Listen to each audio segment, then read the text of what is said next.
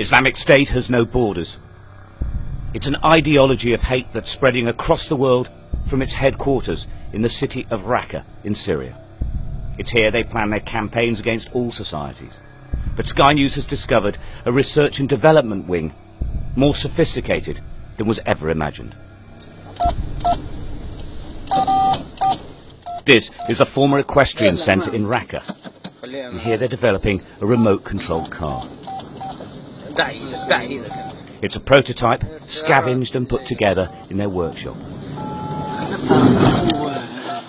The idea is that this can be replicated by sleeper cells abroad. This is a bomb, and they're filming how it is made.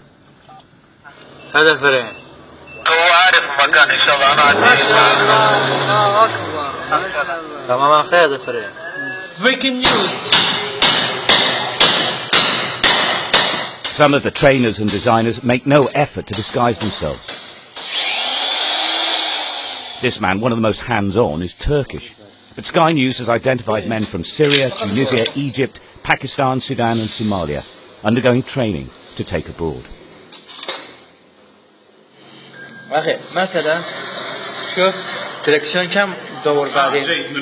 In countries where suicide bombers are scarce, remote-controlled bombs are an ideal weapon. To avoid detection, they need a driver. The mannequin is coated in wire and wrapped with foil to distribute heat. A self-adjusting thermostat will bring the mannequin to the same temperature as a human body.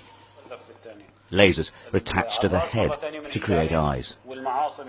If the vehicle is scanned with any type of heat detector, it will emit the signature of a human being. If you had a vehicle driving towards you and there was nobody in it, that would probably result in a course of action, i.e. a long-range standoff attack. But if the sensor identified what it believed to be a human being in that vehicle, then potentially that vehicle could get significantly closer before any, counteraction would take place. So they've really thought about the tactics of the different security forces. They've second-guessed the potential courses of action that those security forces might make. And they've come up with a solution, it appears, that can potentially counteract that. So it's very, very clever what they've done. In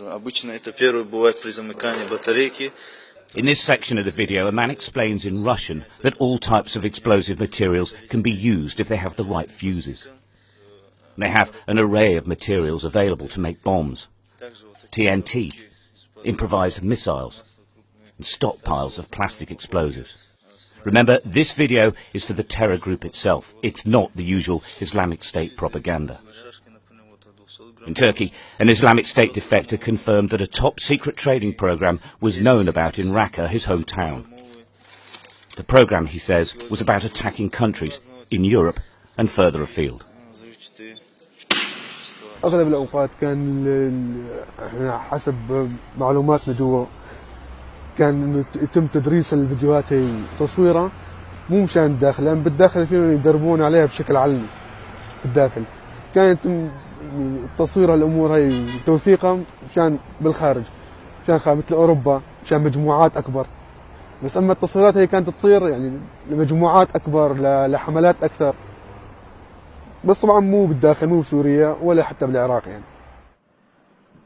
Crossing the Turkish border, skirting its military presence, Islamic State has been sending terror trainers north towards Europe for months. Passing through predominantly ethnic Arab towns, they can virtually disappear. All that's stopping them are the remnants of the Free Syrian Army. It's in these streets that an IS member was captured. With him, a hard drive containing hours of training videos. It was passed to Sky News. It illustrates some of their plans and unveils their technical abilities.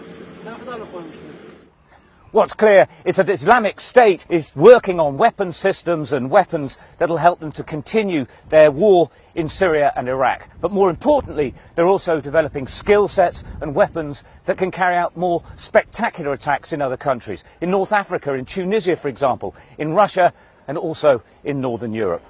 This is effectively a jihadi technical college, and they're employing some of the finest technical minds they can get to achieve their goals. The research teams may be well qualified, but they pay scant regard to their own safety. The work, though, in this room reveals one of the most shocking developments ever known about Islamic State. They're converting a missile from a jet fighter and making it into a surface-to-air missile. There's a heat-seeking warhead. It can take out a passenger jet. 99% of the time, these missiles hit their targets. For decades, terror groups have had weapons like this. Most of the parts are good for 20 years or so. What doesn't last, though, is the thermal battery, which is the core of the weapon's operating system. They can't be repaired, and without it, the missile doesn't work. It's thwarted these groups for years. What this film reveals is that Islamic State's researchers have made an alternative thermal battery. It's a huge breakthrough for them. Western weapons experts are reeling. I think this is one of the most significant intelligence finds in terms of Daesh. What we've seen is with their typical propaganda videos, they're very, very high quality. They're designed, they're produced to inspire people and to effectively touch the nerves of anybody who's viewing them. They're done in a very specific way.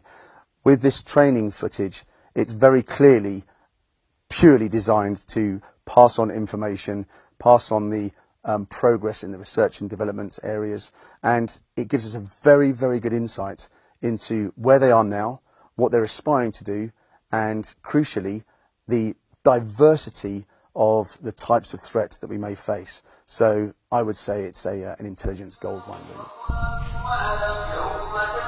This is altogether more serious than anything we've seen from Islamic State so far. A jihadi college training foreign fighters to fight in other countries, while also developing missiles for the war in Iraq and Syria and elsewhere. It was suspected, but never seen. Although this film and its hoard of intelligence has been intercepted, it is just one. There will be copies, and there are hundreds, if not thousands, of jihadists eager to learn. Stuart Ramsey, Sky News, on the Turkey-Syria border.